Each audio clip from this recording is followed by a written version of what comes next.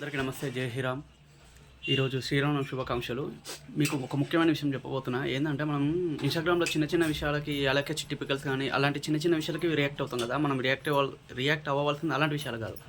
నాగల్ కర్నూలులో ఉరుక్కొండపేటలో దారుణాది దారంగా ఘోరంగా ఒక అమ్మాయిని ఇవాళ పండుగని శ్రీరామనవమి రోజు వాళ్ళ పండుగని తెలిసి కూడా ఆ మృగాలు 7 మృగాలు పాడుకోవాలని ఎట్లా తిట్టాలో అర్థమవుతలేదు.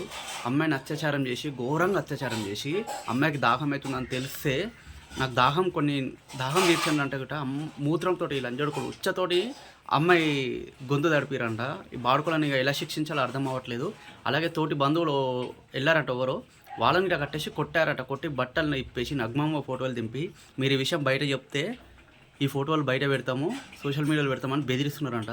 ఇలాంటి నా కొడుకులకు శిక్ష పడేరాక మనం కొట్లాడదాం. ఎవరైతే ఇన్ఫ్లుయెన్సర్స్ ఉన్నారో, యూట్యూబ్ స్టార్స్, ఫేస్బుక్, ఈ సోషల్ మీడియాలో ఎవరైతే ఉన్నారో మనం ఇలాంటి విషయాలకు రియాక్ట్ అయ్యి పెద్దగా తీసుకెళ్ళాలి, దీన్ని గవర్నమెంట్ దాకా తీసుకెళ్ళాలి.